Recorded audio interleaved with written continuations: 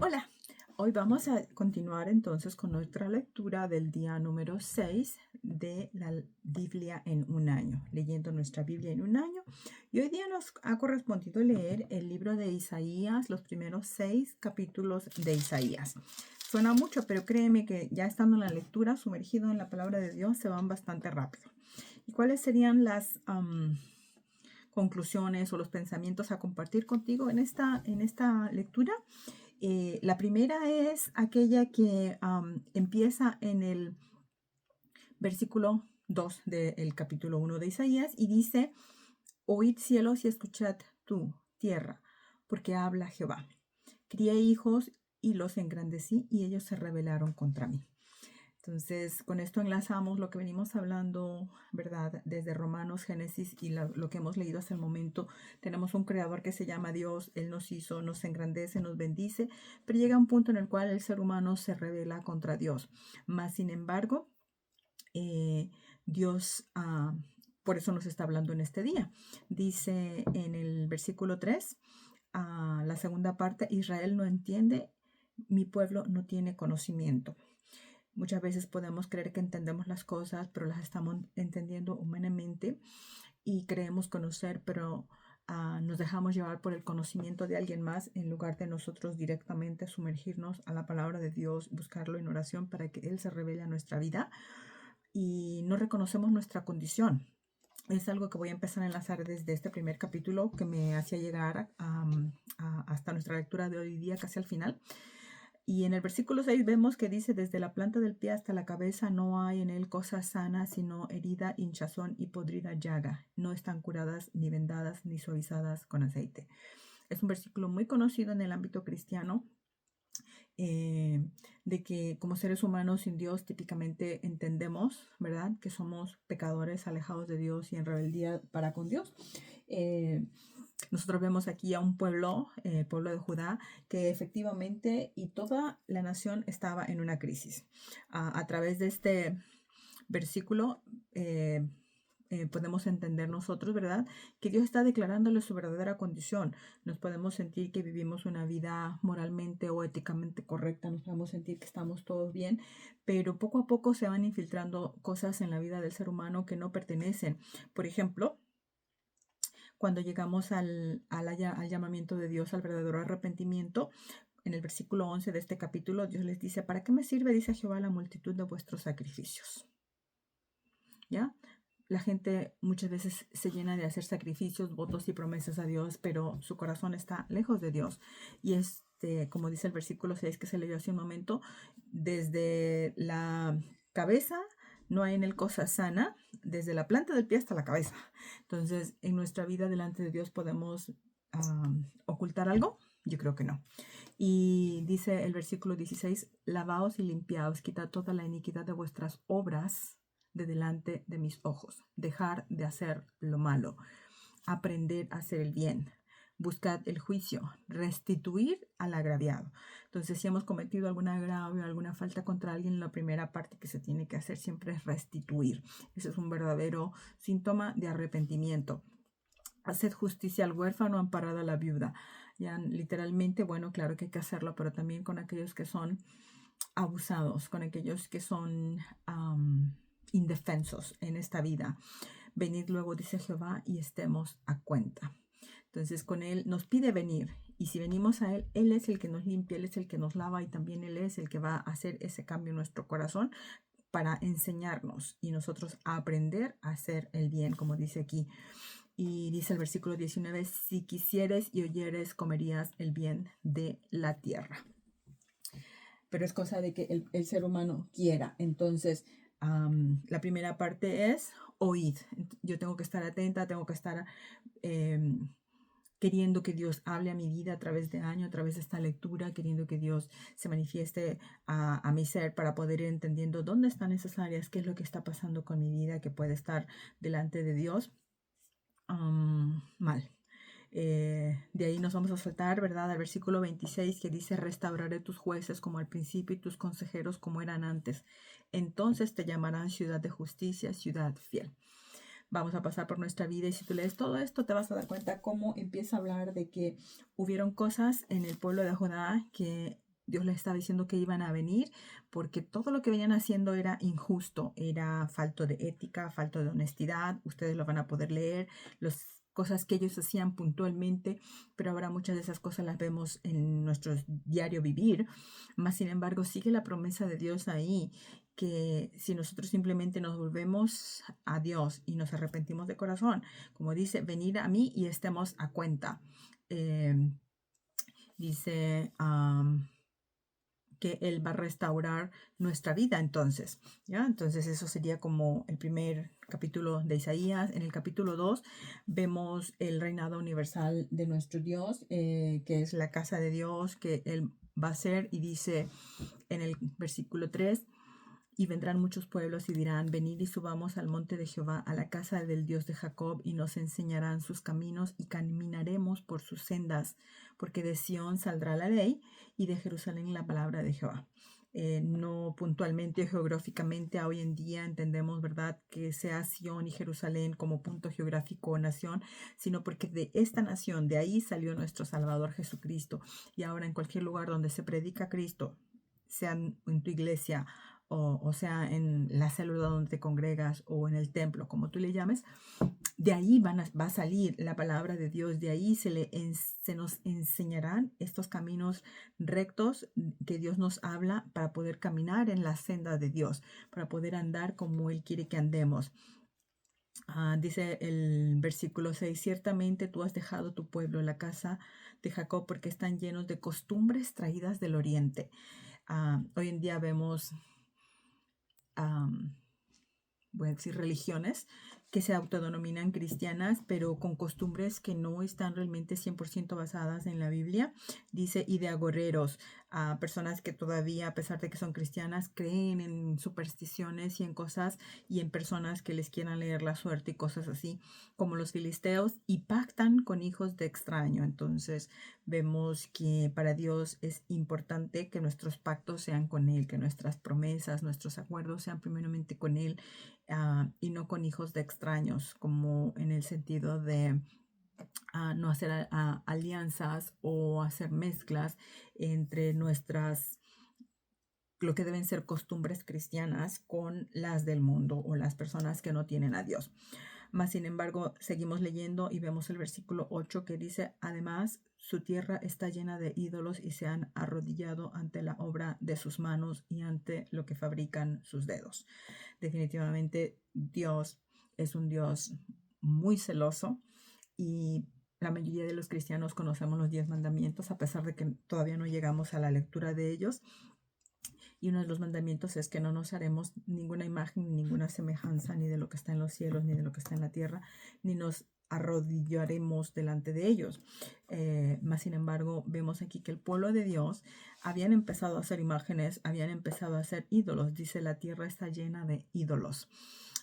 Los ídolos muchas veces son ciertamente algo fabricado, tangible, que podemos palpar y agarrar con nuestras manos, pero muchas veces esos ídolos también pueden estar metidos en una idea o en un sentimiento en el corazón. Inclusive puede ser otra persona mi ídolo, alguien a quien yo le creo más que a Dios.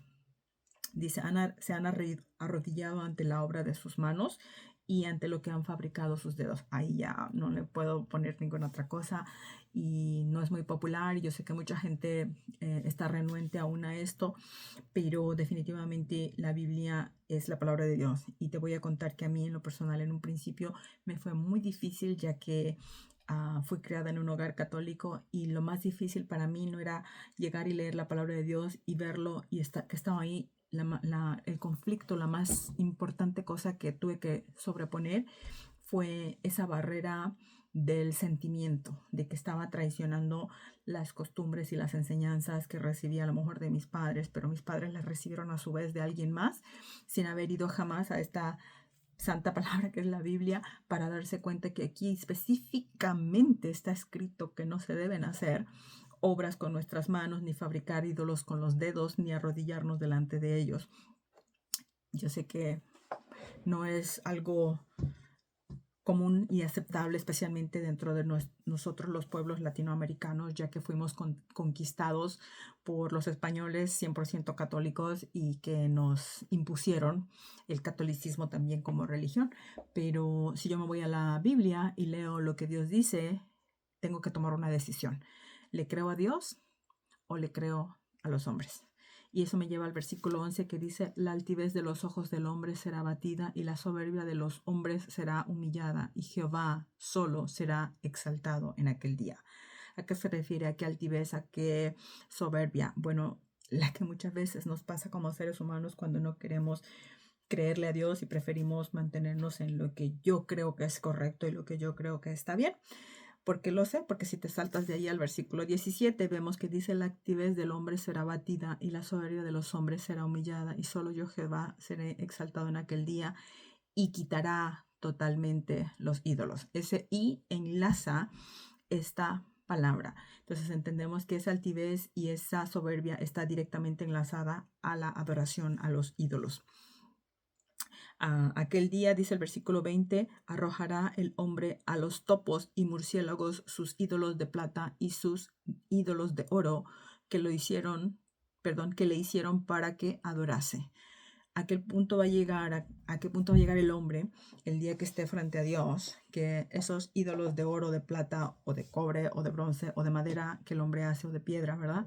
Dice que los arrojará a los topos. Los topos viven debajo de la tierra. Enterrarlos, esconderlos, o a los murciélagos que viven típicamente en cavernas. Entonces, botarlos a donde se pueda, deshacerse de ellos, porque Dios nos va a llamar a cuenta un día delante de Él. No vamos a poder presentarnos con nuestros ídolos. De ahí vamos al capítulo 3 de esta lectura que nos corresponde hoy día en Isaías. Y aquí vemos lo que es el juicio contra Judá y Jerusalén, que eran los dos pueblos de verdad de Dios en aquel momento. Y me voy a ir directamente al versículo 10 del capítulo 3, que dice, decida al justo que le irá bien porque comerá de los frutos de sus manos. Qué linda promesa hay. ¿Para quiénes? Para el justo, para la persona que actúa con justicia y no de acuerdo a la justicia humana, sino a la justicia de Dios. Hay antes de eso promesas de ruina y de mal para el pueblo de Dios, mas sin embargo, dentro de todo eso que Dios les está diciendo que los tiene que castigar, Dios también les da ahora una salida. Y la única petición de Dios, el único requisito es que deben de ser justos para que les vaya bien y para poder comer del fruto de sus manos. Estaba hablando de que iban a venir hambres, pestilencia y demás cosas, pero el que es justo ni en esos momentos deja de tener el alimento. Ay del impío, dice el 11, mal le irá porque según sus obras de sus manos le será pagado. Y difícil es creer muchas veces esto en la sociedad en la que vivimos y en los días en los que vivimos, porque vemos a la gente que hace el mal y aparentemente le va muy bien, o temporalmente o por un tiempo le va muy bien, pero está siempre Dios mirándolo todo y Él es el que va a tomar cuenta de todas las cosas y le será pagado también igualmente conforme a las obras de sus manos. Dice el 12, los opresores de mi pueblo son muchachos y mujeres se enseñorean de él. Me llamó mucho la atención esto. Vemos ciertamente que hay sociedades donde la juventud se ha desbordado sin autoridad y sin sometimiento a nadie ni a nada. Pero ¿por qué dice que las mujeres se enseñorearán de él? Porque muchas veces hay mujeres muy astutas y muy sabias, pero sin el temor de Dios o sin la fe en Dios como para creerle a Dios, que ahora se esconden tras esos hombres malvados para tener una mejor vida, lo vamos a decir así tan suavemente, ¿verdad? Y son al final las mujeres las que se enseñorean de los hombres, haciéndolos hacer todo lo que ellos hacen con tal de tener una mejor vida. Y pues definitivamente vamos a tener nosotras como mujeres que rendir cuentas también delante de Dios, que es lo que estamos haciendo para salir adelante. Lo estoy haciendo de una manera honesta y correcta, o ¿Qué hago? ¿Y qué hago cuando veo el mal a mi alrededor? Cuando veo a otras personas sufrir, porque aquí ya estaba hablando de que el pueblo estaba sufriendo. Y mira lo que dice el versículo 16. Asimismo dice Jehová, por cuanto las hijas de Sión se ensoberbecen y andan con cuello erguido y con ojos desvergonzados, cuando andan van danzando y haciendo son con los pies. Estas mujeres del pueblo de Judá que estaban bien enseñoreándose, ¿verdad? De los muchachos que gobernaban y hacían y deshacían como querían, porque ya no había ancianos, ya no había hombres sabios, hombres de experiencia liderando al pueblo. Ahora ellas se ensoberbecían. Una persona que anda con el cuello erguido es que se siente más que los demás, ¿verdad? Y aparte de eso, andan danzando, van danzando y haciendo son con los pies. No es que no vas a disfrutar de la vida, pero si estás en medio del dolor y tú te estás gozando, ¿de qué te estás gozando? ¿De ese dolor ajeno? Indolente tal vez, de manera que tú te gozas y tú disfrutas a costas inclusive a veces, ¿no? Del sufrimiento de otras personas. Entonces, esto es lo que Dios estaba juzgando en este momento de estas mujeres. Dice, ahora que en el versículo 25 y 26, tus varones caerán a espada y tu fuerza en la guerra. Sus puertas se entristecerán y enlutarán y ella desamparada se sentará en la tierra. Esto es lo que le espera a ese tipo de mujeres, ¿verdad? Que esos varones, esos hombres que supuestamente, se oye feo, pero dicen, las mantienen o son su sugar daddy o les dan todo lo que piden y lo que quieren y se sienten inclusive a veces hasta protegidas por estos malos hombres jóvenes. Un día esos hombres van a morir, van a caer a espada, bueno, van a morir y ellas solamente van a quedar desamparadas, van a quedar sin nada, y dice, se sentará en la tierra, o sea, va a ser abatida hasta tocar suelo, por así decirlo. Y eso pues concluye en lo que nuestra lectura sería el capítulo 3, pero el capítulo 4 continúa inmediatamente con el mismo tema. Y viene ahí mismo la promesa de Dios, ¿no? En aquel tiempo el renuevo de Jehová será para hermosura y gloria, el fruto de la tierra para grandeza y hombre a los sobrevivientes de Israel. Porque a pesar de todo, ahí estaba Dios dando una promesa, una salida, dando a su pueblo una esperanza. Entonces, en tu vida igualmente, a lo mejor te ves rodeada de dificultades, de cosas, de problemas, y a lo mejor has actuado mal hasta ahorita, pero ahí está Dios diciendo que si confías en Él, si estás bien, va a salir en renuevo dentro del pueblo de Dios mismo, ¿verdad? ¿Para qué? Para hermosura y gloria, para que esta belleza de Dios pueda seguirse manifestando en esta tierra y pueda haber esperanza para el ser humano, ¿ya? Y el fruto de la tierra para grandeza y hombre a los sobrevivientes. Este mundo no es de los débiles, este mundo es de los valientes y el que sobrevive es el que va a poder gozar las bendiciones. Y para eso tenemos que estar bien cimentados en Dios, haciendo siempre lo justo y lo correcto para no caer bajo los juicios de Dios. Y bueno, ese es un capítulo muy chiquito, el capítulo 4. Vamos al capítulo 5 inmediatamente, que nos habla de una parábola, como un ejemplo, una historia que también fue repetida por nuestro Señor Jesucristo y es la parábola de la viña, ¿ya? Entonces comienza diciendo, ahora cantaré por mi amado el cantar de mi amado a su viña, ¿ya? Cristo ejemplificó el reino de Dios como una viña y aquí vemos también al profeta Isaías hablando del pueblo de Dios como una viña, ¿ya? Y como esa viña ahora fue entregada, quitado su vallado, dice en el versículo 5, os mostraré pues ahora lo que haré yo a mi viña, le quitaré su vallado y será consumida, aportillaré su cerca y será hollada. Y eso era simplemente el castigo que le esperaba por haber dejado ellos a Dios, por haberse alejado de Dios. era la condenación para el pueblo de Dios, para Judá. Pero dice el versículo 8, hay de los que juntan casa a casa y añaden heredad a heredad hasta ocuparlo todo. ¿Habitaréis vosotros solos en medio de la tierra? Me pareció tan interesante que estaba pasando en esos tiempos, ¿verdad? La codicia llegó a tal punto en el cual querían acapararlo todo. Y yo veo el mundo en el que vivo donde hay monopolios de todo. Y uno piensa que pues esa es la manera de subsistir en la vida y que es la manera de ir para poder salir adelante, pero Dios nos está mostrando otro camino. Dios nos está mostrando que hay condenación para esas personas, porque dice aquí el versículo 11, ay de los que se levantan de mañana para seguir la embriaguez, que están hasta la noche, hasta que el vino los enciende. Todas estas cosas van a ver su recompensa un día. La codicia, la embriaguez, y luego de ahí el 12 hay banquetes y en sus banquetes hay arpas y vihuelas, perdón, tamboriles, flautas y vino, y no miran la obra de Jehová ni consideran la obra de sus manos. Por tanto, mi pueblo fue llevado cautivo porque no tuvo conocimiento.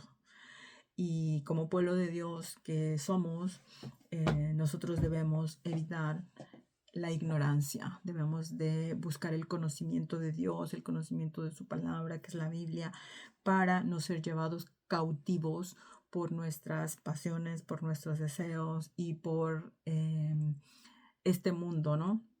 Que justamente se gobierna por la codicia, la avaricia, el deseo de siempre querer tener más. Y no es que esté mal, eso lo vamos a ir viendo también, ¿no? Pero cuando alguien quiere acapararlo todo y ocuparlo todo y llevarse el todo a costa de lo que sea, es donde Dios tiene un problema con el hombre. Y dice el versículo 18, ay de los que traen la iniquidad con cuerdas de vanidad y el pecado como con coyundas de carreta. Entonces, ese es el problema, la iniquidad, la maldad con cuerdas de vanidad. Algo vano es algo vacío, sin fundamento, porque quiero hacer algo simplemente para enriquecerme, para sentirme más poderoso, o porque en ese proceso que yo ayudo a alguien a hacer algo, esa persona, lógico, obviamente tiene que pagar por mi conocimiento, mi tiempo, pero estoy enriqueciendo la vida de la otra persona y ese debe de ser mi punto, ese debe de ser mi valor que tengo, inclusive el entregar un poquito de lo que Dios nos da a nosotros, ¿no es cierto?, de gracia, de sabiduría o de entendimiento, se hace para que la otra persona crezca, se hace para que la otra persona se beneficie, no por vanidad, no porque soy yo la que se quiere sentir superior. Entonces, eso lo debemos entender porque hoy en día pues está un poquito distorsionado eso, más sin embargo hay muchas otras cosas distorsionadas en la vida en que vivimos. Dice el versículo 20, hay de los que a lo malo dicen bueno y a lo bueno malo, que hacen de la luz tinieblas y de las tinieblas luz, que ponen lo amargo por dulce y lo dulce por amargo. Entonces hoy en día vemos que todo se transgiversa, todo se interpreta de la manera que la persona quiere y a veces es todo lo contrario de lo que realmente es. Y ahí está ese problema de Dios, de los que cambian lo que es bueno, que Dios dice que es bueno y lo llaman malo. Hay de los sabios en sus propios ojos, de los que son prudentes de sí mismos. Hay de los que son valientes para beber vino y hombres fuertes para mezclar bebida, los que justifican al impío mediante cohecho y al justo quitan su derecho. ¡Wow! O sea, cosas tan puntuales que vemos en nuestra sociedad, que vemos hoy en día, que para Dios no están como pasando desapercibidas y que nosotros debemos tener ese cuidado de cómo llevamos nuestro diario vivir, cómo estamos delante de Dios. Dice el versículo 24, porque desecharon la ley de Jehová de los ejércitos y abominaron la palabra del Santo de Israel. Por eso vienen esos ayes, esas expresiones que significa que vendrá dolor a la vida de una persona por hacer esas cosas.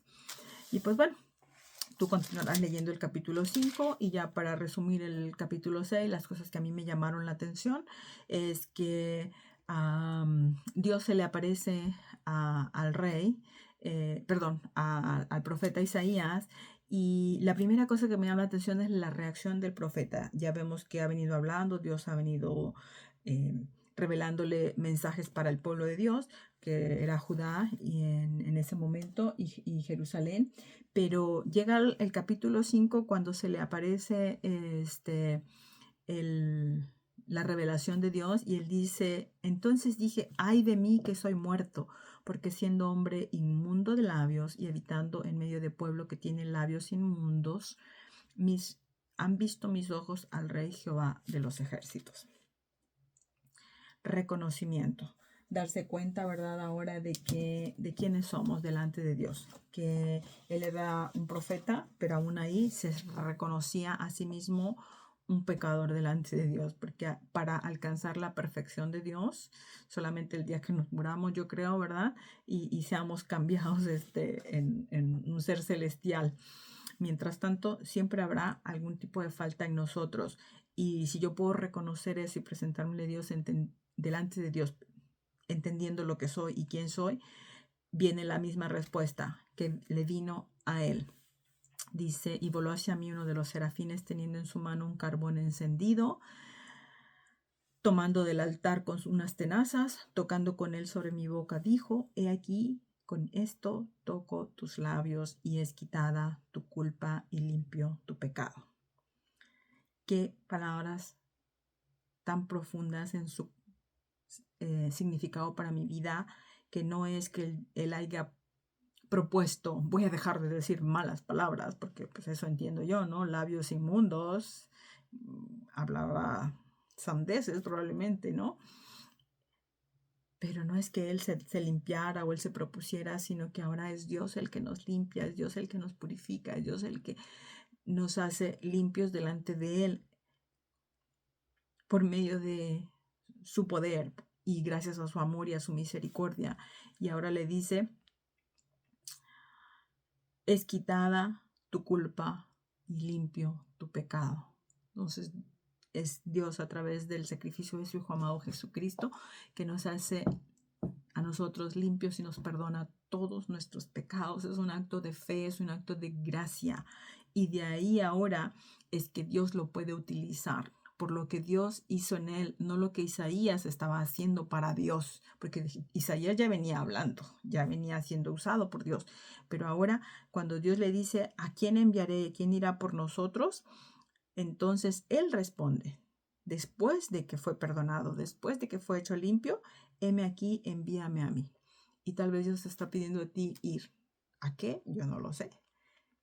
Pero, ¿cuál es tu misión? ¿Cuál es el propósito para el cual Dios te creó, te llamó, te perdonó y te limpió? Que tú puedas disponerte en las manos de Dios, que tú puedas creerle a Dios y puedas llevar este mensaje a más personas. Es mi deseo. Bien, entonces no fue tan largo. 6 capítulos, Isaías. Espero los puedas leer con oración para que Dios te dé revelación y claridad. Tal vez tú puedes sacar muchos otros pensamientos más de estos 6 capítulos. Compártelos conmigo, por favor. Yo te leo en los comentarios. Y te repito, si te gustaría saber más, déjame un mensaje para poder hacerte llegar la manera en que puedes obtener esta guía de estudio para leer la Biblia en un año y puedas llevar tus propias notas también. ¿Ya? Bueno, que Dios les bendiga y hasta pronto. Bye.